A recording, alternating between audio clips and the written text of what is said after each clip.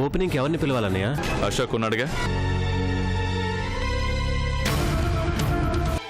రండి, ribbon cut చేతురు గాని. మన మీద కోపానికి చందు బలి కాకూడదు కదా. ఇలాంటి విషయాలు తనతో నేను మాట్లాడితే బాగుండదు. నువ్వే చూసుకో.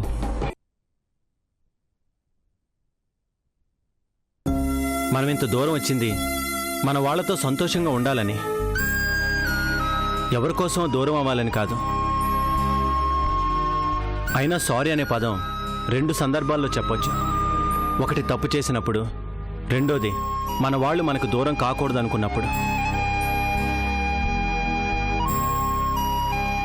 వెళ్ళమ్మా.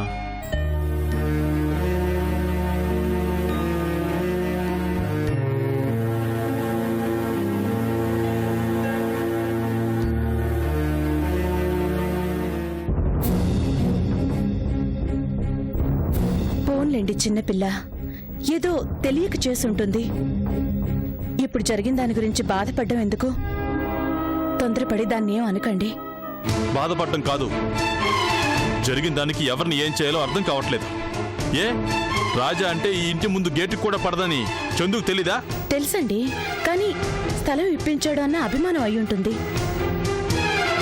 వాణ్ణి కలుస్తాడు అని తెలుసుంటే స్థలాన్ని వదిలేమని చెప్పుండేవాణ్ణి.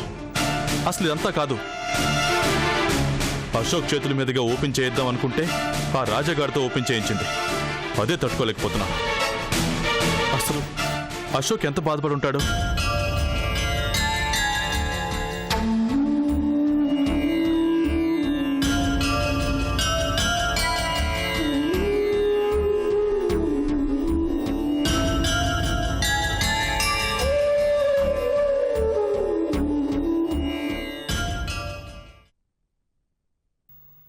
ఐఎమ్ సారీ పెద్దనాన్న.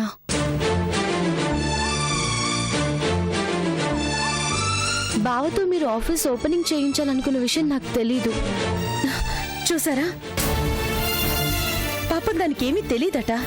తెలుసుంటే అది మాత్రం ఎందుకు ఇలా చేస్తుంది? ఏమా చందు, ఆ రాజా అంటే మీ పెద్దనాన్న గారికి ఇష్టం ఉండదని నీకు తెలుసు కదా. అయినా అతన్ని పిలవడం ఎందుకు? ఈరోజు మనం ఆఫీస్ ఓపెన్ చేయడానికి కారణం రాజానే కదా అని పిలిచాను. చెప్పానా? చిన్నపిల్లలండి, వాళ్ళకేం తెలుసు? ఏదో సాయం చేశాడు అని పిలిచింది. రమ్మనటం దీని సంస్కారం. రావచ్చో లేదో అని ఆ రాజా ఆలోచించకపోతే ఇదేం చేస్తుంది చెప్పండి? చూడు చందు, అతను చేసిందే సహాయం కాదు, పని. దానికి మీ నాన్న రేట్ కట్ ఇచ్చేశాడు. అంతటితో వాడితో మన రిలేషను కట్ అయిపోయింది. అభిమానం చూపించటాలు, పిలవడాలు చేయాల్సిన అవసరం లేదు. వాడి వల్ల ఈ కుటుంబం ఎంత బాధపడిందో, ఎన్ని రోజులు మనశ్శాంతి లేకుండా బ్రతికిందో నీకు తెలీదు. తెలియని దానివి తెలియనట్లే ఉండాలి. ఇలాంటి చిల్లరగాళ్ళని మన ఫంక్షన్స్లో పెద్దవాళ్ళని చేసి వాళ్లతో ఓపెనింగ్స్ చేయించి అయిన వాళ్ళని బాధ పెట్టద్దు. అయినా మీ బావకు అవమానం జరిగితే అది నీకు జరిగినట్టు కాదా?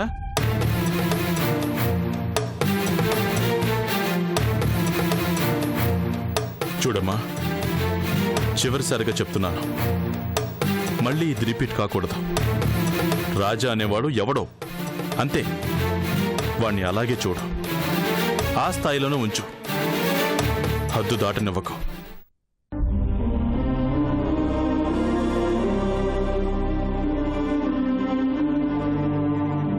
మీ పెద్దనాన్నగారి గురించి తెలిసి కూడా ఏంటమ్మా చందు ఇది? సరే, జరిగిందేదో జరిగిపోయింది. ఇంకెప్పుడు ఆ రాజా పేరు కూడా మీ పెద్దనాన్నగారి ముందు తీసుకురావద్దు, సరేనా? పద.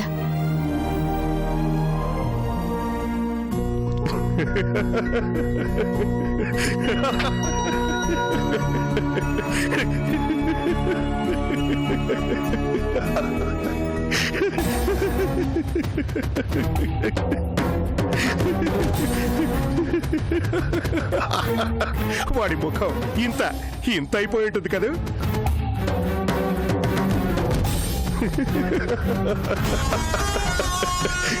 చందు నిన్ను పిలవటం వల్ల వాడు ఇబ్బంది పడతాడని తెలుసు, కానీ మరీ ఇంతలా ఇబ్బంది పడతాడు అనుకోలేదు. ఎక్కడా చెప్తే వింటే కదా. వద్దు వద్దు అంటున్నా వినకుండా వాళ్ళ ఆఫీస్ నా చేత ఓపెన్ చేయించింది. తప్పే ఉంది. తను మంచి పని చేసింది. తన ఆఫీస్ తనకిష్టమైన వాళ్ళతో ఓపెన్ చేయించింది. చాలే ఊరుకో అన్నయ్య. తనేదో గొప్ప ఘనకార్యం చేసినట్టు చెప్తున్నావు. దీనివల్ల రాజాకి అశోక్కి మధ్య ఇంకా గొడవ పెరుగుతుందే కానీ తగ్గదు. పెరగనివమ్మా, ఏం చేస్తాడు? ఆ అశోక్ ఎంత ప్రమాదకరమైన మనిషో మనకి తెలుసు. ఇప్పుడు 10 మందిలో చందు తనని అవమానించినా అందుకు రాజా మీద పగ పెంచుకుంటాడు.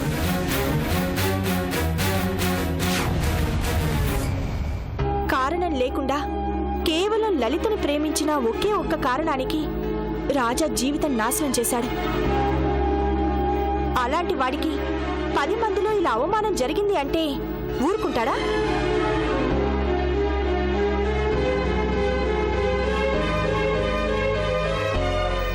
పైగా అధికారం చేతిలో ఉంది. రాజాని ఎలా దెబ్బతీయాలా అని చూస్తాడు.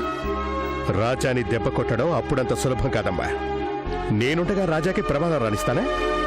అందుకని మనమంటే పడని మనిషిని రెచ్చగొడుతూ పోతే ఊరుకుంటారా? మళ్ళీ మన మీద ఎలా పగ తీర్చుకోవాలా అని చూస్తారు. అందుకని వాడికి భయపడుతూ తిరగమంటావా? భయపడమనటం లేదు. చెడు అని తెలిసినప్పుడు తెలివిగా పక్కకి తప్పుకొని వెళ్ళమంటున్నాను. ఉహుం, అది జరగదు మాధవి. వాడికి ఎదురు నిలబడాలని నేను ఇంకా ఇక్కడే ఉన్నాను. వాడు భయపడాలి, చేసిన తప్పులకి బాధపడాలి. రాజా అనే పేరు వినిపిస్తే నిద్రలో కూడా ఉలిక్కి పడాలి. నాకు తెలిసి ఆ అశోక్ ఇదే తొలి దెబ్బ రాజా. తన మనుషుల మధ్య రాజాకి తనకన్నా ఎక్కువ విలువిచ్చే మనిషి ఉంది అని అతనికి ఇప్పుడు పూర్తిగా అర్థమై ఉంటుంది. అంతమందిలో అందరినీ కాదని చందు నీతోనే ఆఫీస్ ఓపెన్ చేయించింది అంటే అది నేనే ఊహించలేదు. ఇంత జరుగుతున్నా ఎవరూ ఏమీ మాట్లాడలేకపోయారు అంటే చందు మాటకి ఎదురు చెప్పేవాళ్ళు ఆ ఇంట్లో ఎవ్వరూ లేరన్నమాట. అంటే చందు నువ్వు అశోక్ గాన్ని ఏడిపించడానికి బాగా ఉపయోగపడుతుంది. నిజమే శంకర్, నన్ను చూడగానే అందరూ కంగారు పడ్డారు. ఎవరికి వాళ్ళు నేనెందుకు వచ్చానా అన్నట్టు చూశారు. చందు నేనే పిలిచాననగానే ఎవ్వరూ ఏం మాట్లాడలేదు. ఆ అశోక్ గడు ఎదురుపడలేక దూరం దూరంగానే తిరిగాడు. వాళ్ళతో సంబంధం లేదన్నట్టు చందునే నా దగ్గరుండి అన్నీ చూసుకుంది. తనదేం పోయింది? గిల్లి వదిలేసింది. రేపు ఆ అశోక్ వల్ల నీకేదైనా జరిగితే బాధపడాల్సింది ఎవరు? ఏంటమ్మా వాడు చేసేది? అంత చేయగలిగేవాడే అయితే ఆ ఫంక్షన్లోనే చేసుండేవాడు. చందు కొట్టిన దెబ్బకి వాడికి ఈ పాటికి బుర్ర పాడైపోయి ఉంటుంది. తన కళ్ళెదురుగానే రాజాకంత మర్యాదలు జరుగుతూ ఉంటే తనని కాదు అని రాజాతో ఆఫీస్ ఓపెన్ చేయించగానే అశోక్ గడికి పిచ్చి పట్టేసి ఉంటుంది. నాకు తెలిసి 1 వారం నిద్ర కూడా పట్టదు.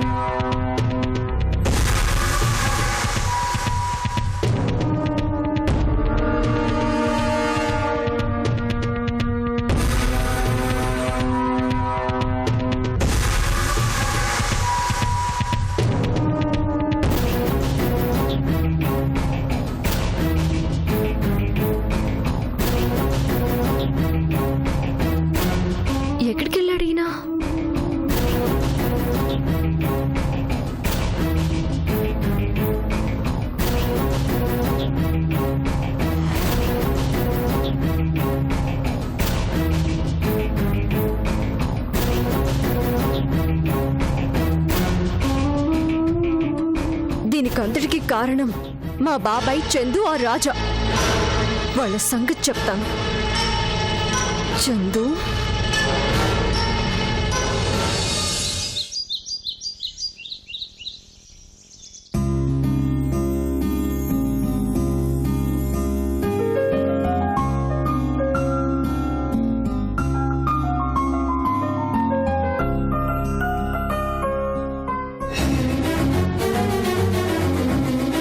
లలి, ఏంటమ్మా ఇంత పొద్దున్నే వచ్చావు? చందు ఎక్కడా? లోపల గదిలో ఉంది. ఏ లలి,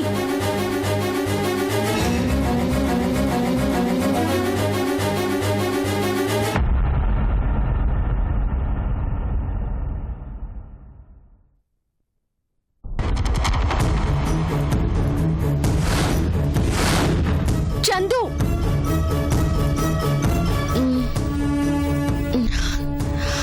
అక్క, మాకు నిద్ర లేకుండా చేసి నువ్వు ప్రశాంతంగా నిద్రపోతున్నావా? నేనేం చేశానక్క? ఎంత అమాయకంగా అడుగుతున్నావే. ఏం చేసావో తెలీదా నీకు? అందరి ముందు ఆయన్ని అవమానించావు, తలెత్తుకోకుండా చేశావు. అందులో అవమానం ఏముంది? అవమానం కాకపోతే ఏంటి? మీ బావని కాదని మన పేరు కూడా తలుచుకోవడానికి ఇష్టపడని ఆ రాజాతో ఆఫీస్ ఓపెన్ చేయిస్తావా? ఓ, దాని గురించా? ఏంటే ఏంటే అతనితో నీకు ఫ్రెండ్షిప్? అసలు ఫంక్షన్ కి అతను ఎందుకు పిలిచావు? పిలిచింది చాలక అందరినీ పక్కన పడేసి అతనితో ఓపెనింగ్ చేయించావు. మీ బావగారు ఎంత అవమానంగా ఫీల్ అయ్యారో నీకు తెలుసా? ఫీల్ అవ్వాల్సిన అవసరం ఏముందక్క? ఫీల్ అవ్వకుండా ఎలా ఉంటారే? ఆయన కళ్ళ ముందే ఆయన శత్రువు తిరుగుతుంటే ఆయనకి ఎలా ఉంటుంది? శత్రువా? ఒకప్పుడు ఫ్రెండేగా. అది ఒక్కప్పుడు. ఆయన్ని నన్ను చంపాలని వచ్చిన వాడే అతను. అతన్ని తీసుకొచ్చి నెత్తన పెట్టుకుంటావా? బావ మీద నీకెంత నమ్మకం ఉందో రాజా మీద నాకు అంతే నమ్మకం ఉంది. అతను అలాంటి వాడు కాదు. ఏం తెలుసా నీకు? నష్టపోయిన నాకు తెలుసు అతనేంటో. మీ బావ అలా బాధపడుతుంటే నాకెలా ఉంటుంది? అసలు మన ఇంట్లో ఫంక్షన్కి రావడానికి అతనెవరు? నా ఫ్రెండ్. చూడక్క, నీ నమ్మకం నీది, నా నమ్మకం నాది. అతనెవరు అంటావేంటి? మీరు చెప్పే దుర్మార్గం నాకు అతనిలో కనిపించలేదు, అందుకే అతన్ని పిలిచాను. ఆఫీస్ ని ఒక మంచి వ్యక్తితో ఓపెన్ చేయించాలనుకున్నాను. మన సైట్ ని కాపాడి మనం ఈ రోజు ఆఫీస్ ఓపెన్ చేసుకోవడానికి కారణమైనా అతనికన్నా మంచి వ్యక్తి నాకు కనిపించలేదు, అందుకే అతనితో ఓపెన్ చేయించాను. ఆ రాజా గురించి తెలియకుండా మాట్లాడుతున్నావు నువ్వు. తెలుసు, కానీ మాట్లాడలేకపోతున్నా. అయినా నాకు నచ్చిన వాళ్ళతో ఆఫీస్ ఓపెన్ చేసే హక్కు నాకు లేదా? అంత మీరు చెప్పినట్టు చేయాలా? నాకేం ఇండివిజువాలిటీ లేదా? పర్వాలేదే, పెద్దదాని అయిపోయావు. నాది నా ఇష్టం అని ఇంతగా పెద్దదాని అయిపోయావు నువ్వు. నీ సంతోషం గురించి ఆలోచించావే గాని నేను బాధపడుతున్నానన్న ఆలోచనే లేదు నీకు. చూడక్క, పెదనాన్న బావతో ఓపెన్ చేయించాలన్న విషయం నాకు తెలీదు. నాకు అనిపించింది నేను చేశానంతే. దీన్ని ఎందుకు ఇంత సీరియస్ గా తీసుకుంటున్నావు? ఇంత బాధపడుతున్నా నాకేంటి అన్నట్టు మాట్లాడుతున్నావే. నువ్వు మారిపోయావే, బాగా మారిపోయావు. నువ్వు ఇండియా వచ్చావనగానే నా చెల్లెలొచ్చిందని ఎంతో సంతోషపడ్డాను. కానీ నువ్విలా నన్ను ఏడిపించడానికి ఇక్కడికి వచ్చావని ఇప్పుడు అర్థమైందే. భర్త బాధపడితే భార్యకి ఎలా ఉంటుందో నీకు ఇప్పుడు అర్థం కాదు. రేపు నువ్వు ఒకరికి భార్యవైతే అప్పుడు అర్థమవుతుంది. అక్క, ఏంటక్క నువ్వు? దీని గురించి నువ్వు ఇంత బాధపడాలా? లీవ్ ఇట్ అక్క. ఏంటే లీవ్ ఇట్? నువ్వందు చెప్పు, నువ్వు చేసింది తప్పు. ఆయన్ని బాధ పెడితే నాకెవరైనా అవసరం లేదు. ఈ రోజు నుంచి నువ్వు నన్ను అక్క అని పిలవకు. అక్క, నీలాంటి చెల్లెలు నాకు అవసరం లేదు. అక్క, అక్క. లలి, ఏమైందమ్మా? లలి,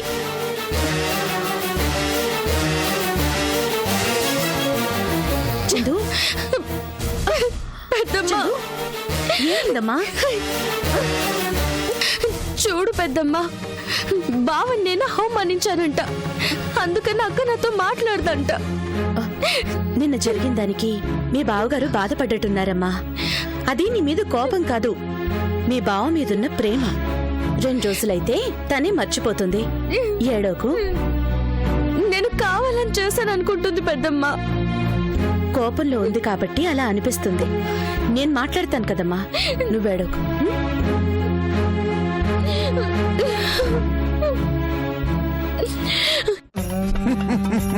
బ్రదర్ శంకర్, మేము ఎన్నో సినిమాల్లో రౌడీలని ఈ చేత్తో మట్టి కరిపించాము కదా. కుడి చేత్తో 10, ఎడం చేత్తో 20, కుడి కాలుతో 50, ఎడం కాలుతో 100, ఇలా ఎంతో మందిని మట్టి కరిపించాము కదా. అన్నా ఒకసారి బాలకృష్ణలా చెప్పనా?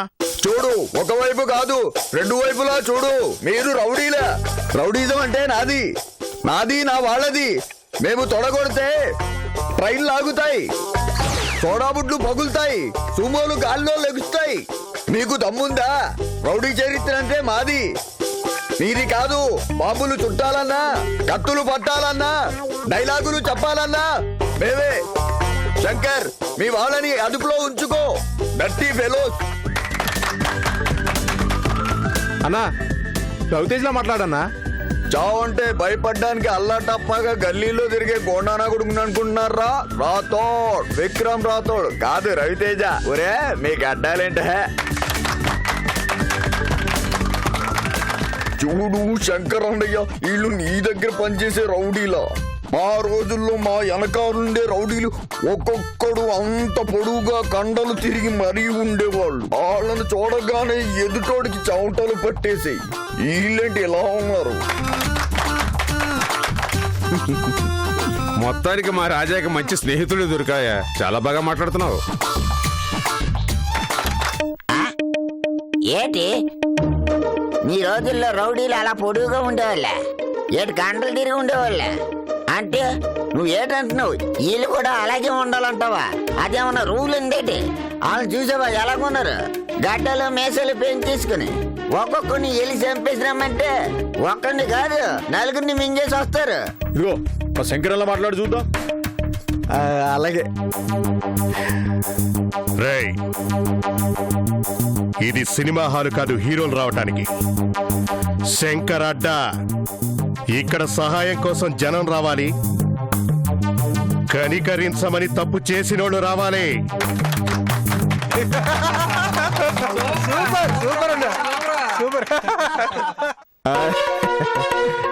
అచ్చమ్మా శంకరన్నలా మాట్లాడేవే.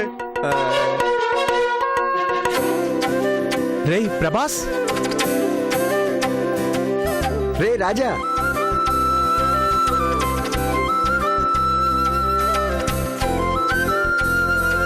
శంకర్, ప్రభాస్ అని నా ఫ్రెండ్.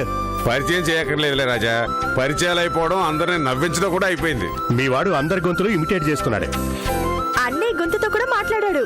వీడంతే, ఎవరి గొంతునైనా ఒక్కసారి విన్నాడంటే అలానే దింపేస్తాడు. రారా, కలిసి చాలా రోజులైంది. అలా లోపల కూర్చొని మాట్లాడుకుందాం.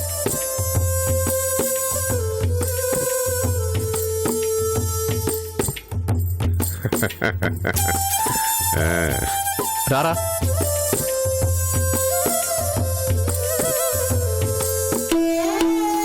దా కూర్చో. అమ్మయ్యా.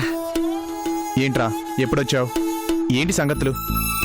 ఏముంది బాబు, కోయంబత్తూరులో ఉంటూ తెలుగు హీరోలు లిమిటెడ్ చేస్తుంటే ఎవరు చూస్తారు?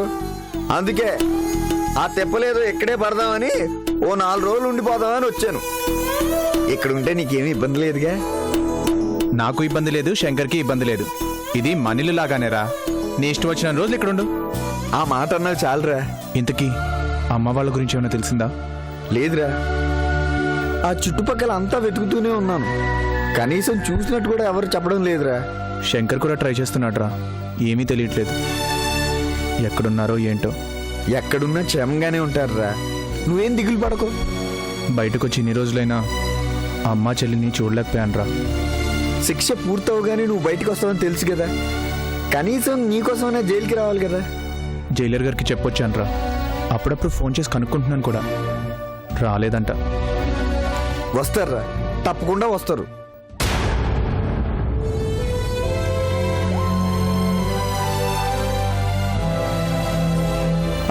ఇంకేంట్రా విషయాలు? కొత్తగా ఏం లేవురా. అవును, అశోక్ మర్దలు చందు అనే అమ్మాయి పరిచయం అయిందన్నావుగా, ఆ అమ్మాయి ఎలాంటిదిరా? తను చాలా మంచిదిరా. నీకోసం సొంత భావన ఏడిపిస్తుందంటే ఆ క్యారెక్టర్ ఏంటో కొంచెం ఇంట్రెస్టింగ్ గా ఉందిరా. ఎప్పుడు పరిచయం చేస్తావు? వస్తుందిగా, పరిచయం చేస్తానులే. నువ్వు రెస్ట్ తీసుకో. ఏంట్రా రెస్ట్ తీసుకునేది? కళాకారుడికి లక్ష్యం చేరికే రెస్ట్. సడన్ గా ఇలా ఫిక్స్ అయిపోయావేంట్రా? ఏం చేయండిరా, చదివిన చదువుకి ఉద్యోగం ఇవ్వడానికి ఆలోచిస్తున్నారు. సొంత కాళ్ళ మీద నిలబడదామంటే నా కాళ్ళు వీకు. అందుకే ఆ మురగప్పగాడు పుణ్యమా అని అప్పుడప్పుడు ఆడు కొట్లో మిమ్మల్ని అందరినీ నవ్వించడానికి నేను చేసిన మిమిక్రీనే నేను నమ్ముకున్నాను రా. శంకర్ మాటిచ్చాడు కదా, ఏదో ఒకటి చేస్తాడు, కంగారు పడుకో. అమ్మయ్యా.